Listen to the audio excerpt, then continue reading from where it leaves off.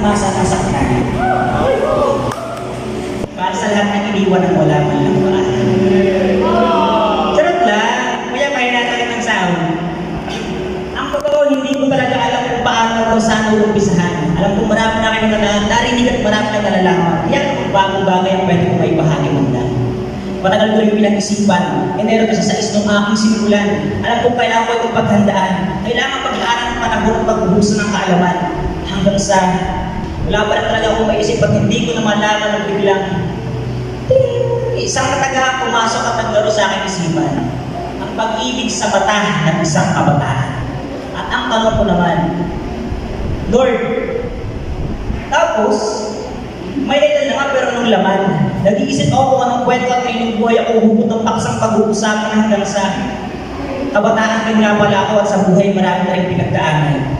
Bakit hindi ko na lang kaya ikwento bilang sa akin mga natutunan? Alam na ito ng iilan na mga rin, mga kasama ko. Pero sa pagkakataon ito, hayaan nyo ikwento ko ang mga natutunan ko sa pagmamahal. Ready na? Ready na? Tipikal na kwento ng isang kabataan, isang gwapong binata o yung buhay. Tanda ko pa noon. By the way, binagdan ko pa talaga yung kwento namin para lang dito. At grabe, kinalabutan ako. Iyaw ko. Kumusta? XD.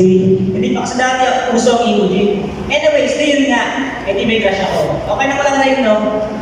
Kahit hindi naman nakatulog sa dulo. Kasi parang ganun lang din naman kasi yung kwento. Sa unang ako sumayat pinilig, tapos sa uli, nasaktan lang din ako.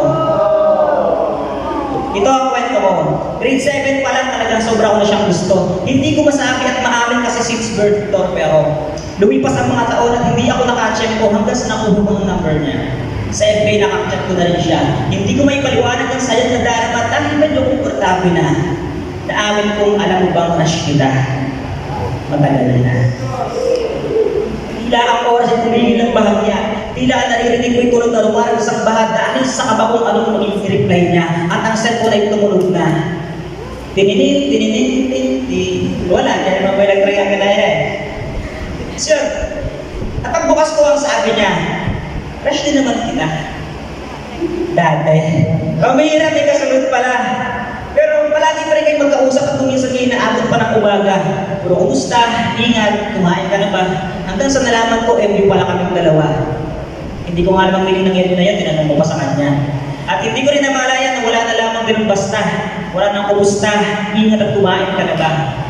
Nakakamiss nga. So yan lang din pala. Nasanay ako sa pagdating niya, kasanay na rin ako na wala na siya. Hanggang sa akin ang pinagkagusto. Ito bagong kwento to. Sabi niya, gwapo ako. Pero hindi ko siya tibo. Yung mga tropa niya sa akin siya niloloko. Palaging may tilian kapag dumaraan ako. Hinat ako sa Facebook at kinuhang cellphone number ko. Malimit yung magka-text pero hindi ko talaga siya gusto.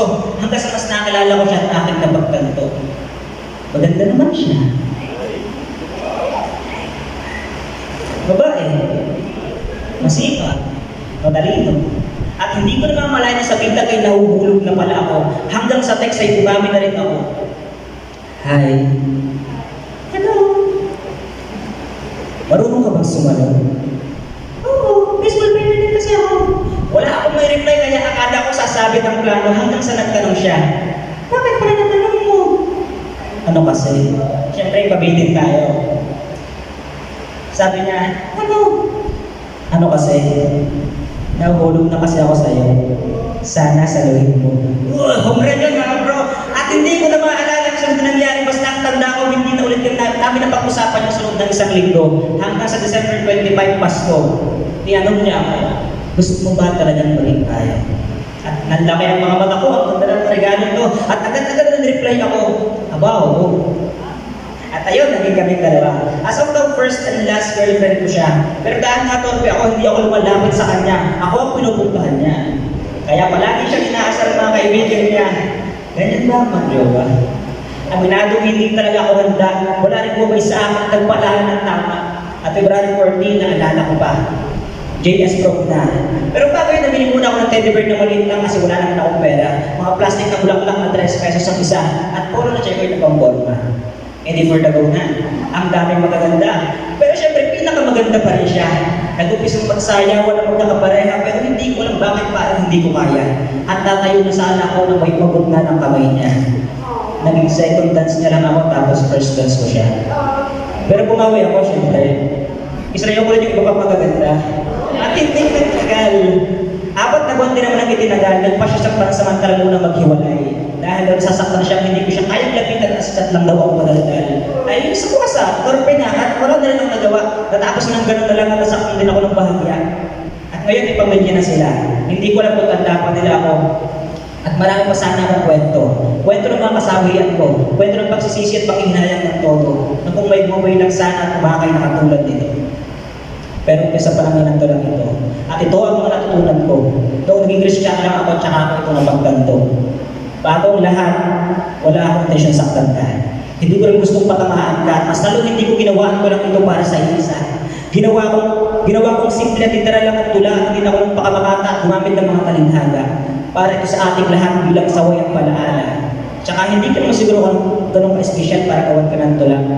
Sana pansin niyo pa ako mamaya. Pagkatapos yung marinig itong tula. Kasi baka masaktan kayo at mapatulala.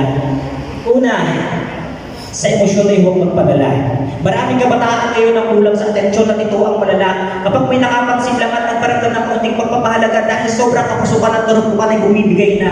Ilang linggo lang o ilang buwan parang jowa na agad kung umasta. Ganyan na ba kabago ang mga dalagang Pilipina? Or should I say, ganyan na ba kabago ang mga dalagang may restauraw na kinikilala? At kaya kayo namang mga lalaki humanda ka. Huwag din tayong marupok at huwag samantalahin ang karupukan ng iba. Ito pa ang problema. Ginagamit ng social media para humanap ng simpatsya. Halos naging diary mo na. Tapos magtataka ka bakit pinag-uusapan ka na ng iba. Hindi ko naman iniimbali kung nasaktan ka. Pero dapat mag-i-broadcast mo ba? Kaya karupukan marami ng napahamang saktan dahil akala nila pag-ibig. Emosyon lang pala. Ikalawa, humanap ng mga taong matutulungan ka. Pero ngayon ito ang problema. Iniiwan natin ang mga taong sumasaway at nagpapaalala. Humahanap tayo ng mga taong makakakampi para nga naman masaya. Hanggang sa nagiging kampi-kampi at nagiging kanya-kanya. Doon pala alam natin hindi yan pag-ibig talaga. Makinig tayo sa kanila. Huwag sana nating baliwalayin ng mga totoong nagmamahal at nagpapahalaga dahil ang nakaramdam ka na ng saya sa iba. Ang hangarin ay para sa ikabubuti mo at hindi sa ikasasama. At tandaan natin hindi natin alam ang lahat at hindi tayo palaging tama.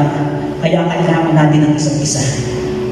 Ikatlo, unahin kung ano talaga ang mahalaga. Kung ang mga tao bang ilang araw o buwan ka ng pinasaya o mga magulang mo mula pagsilang mo silang nag-aruga. Alin ba ang mas mahalaga? Ang kilig at taong ng ilang ano ang mga pangarap ng nangis makuha. Alin ba ang mas mahalaga? Ang atensyon mula sa iba ang pagalilikod sa nagmamahal sa iyo na sobra. Alin ba ang mas mahalaga? Ang kausapin ng isang taong maya-maya katampuhan mo na ang malalakay at magbasa ng Biblia. Pang-apat at panghuli, magpakadali sa higahan. Totoo ang panahon ng kabataan, ang panahon ng kapusukan yun ang sabi ng Biblia. Sa mundo ito nalaganap ng kalasuan lalo sa social media. Mga bumasahin panoorin pornografiya, mga relasyong hindi tama, mga imoralidad na nanangalagta, taong ng laman na palagi nagbabadya, mga isipang puno ng masamang pagnanasa, pagkataksil sa asawa, at hindi kasalay nagtataalim na kung sino-sino na ang kinakasama. Tandaan mo, hindi mo niyang kinagwapo o kinaganda.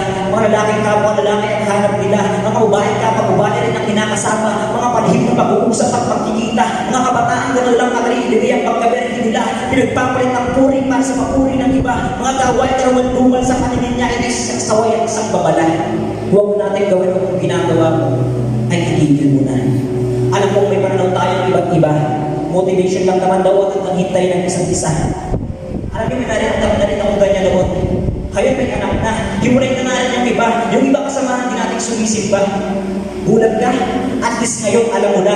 Tsaka tanong lang, yung bang hintay ba yun, hintay magpaligaw o maligaw ang pinag-uusapan ay kasalan. Maganda na yung malinaw, di ba? Baka nasabi nga na naghihintay pero hamit na hamit ka na. Lalaki sa lalaki ha, maghihintay ka pero gusto mo ikaw lang kausapin at ayaw mong palapitin sa iba.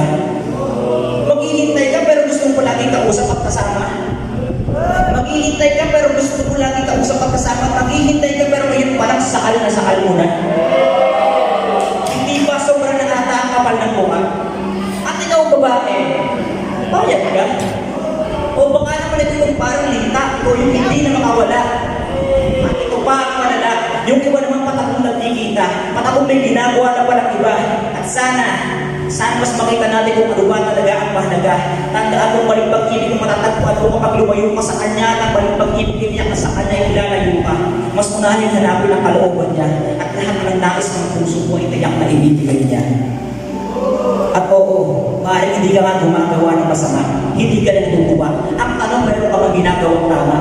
Maaaring hindi ka nga sumasang-ayon, pero hindi ka rin tumutuligsa. Kaya wala akong pakialam kung wala nang nakikinig dahil mas mahirap kapag wala na nagsalita. Sinadya ko magpatawa sa umpisa para ipagtawa sa umpisa lang talaga masaya.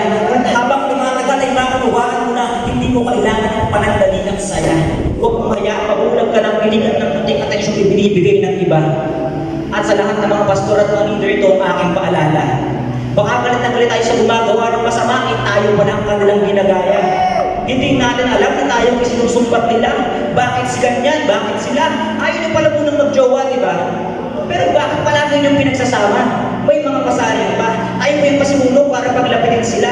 Pwede naman natin tanongin ng direkta, pero bakit sa isang mga kumusta? Baka sabihin nyo, anong connect, di ba? Dumating kayo dyan, kaya ngayon kung alam nyo na.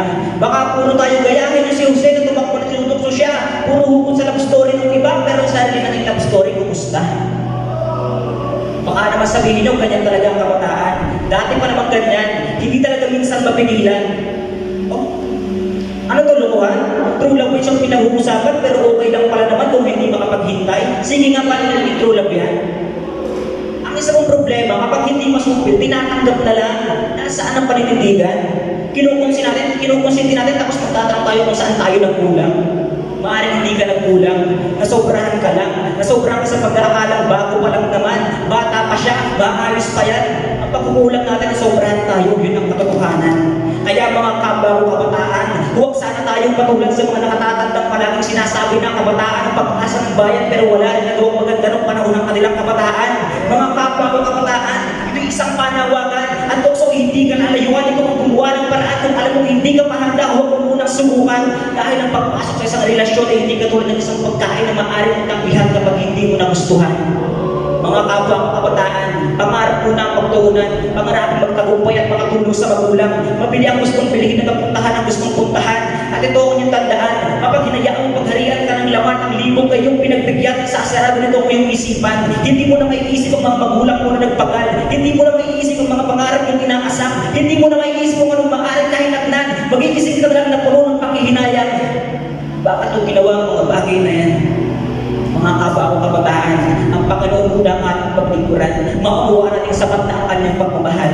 Tandaan mo, hindi ibinigay ng Diyos sa Eva dahil nalulungkot si Adan. Ibinigay siya ng Diyos para maging kaagapay. Huwag tayong pagulag sa mga love story Korean, mga teleseryeng masyadong ginulong ang ating isipan. Kaya nagkatulad ng uri ng David, feeling destiny na agad. Ano ba yan? Be the right one first bago humanap ng tawan. Iwin muna ang heart ng Lord bago ang sino man. At siguraduhin mo ang puso mo, si Lord lang ang laman. Maghintay, madalangin, magmahal. At tandaan, hindi lahat na naghihintay ay totoong nagmamahal. Pero ang totoong nagmamahal, maghihintay niya. Hindi ako perfecto at katulad ng lahat ako niya ay nagkakasala. Nagsasalita ako bilang isang kapatid at isang kuya. Ito'y bunga ng pag-ibig at hindi ng panghusga. Inuulit ko, hindi ko intensyon saktan ka. Narito ako, naghihintay sa plano niya at dinadala ko ang love story ko ay maging kalugod-lugod sa kanya. Nais kong umakyat sa entablado at daladala, hindi ang kwento ng iba. Hindi lamang kwento sa Biblia, kundi istorya ko mismo na ang Diyos na ko'y obra. Ako si Jerome at patuloy na nanalangin at umaasa. Balang araw haharapuli ako sa madla. Buong pusong masabi ko sinabi ni Pablo sa talata, gayahin niyo ako magaya ng pagkain ko sa kanya.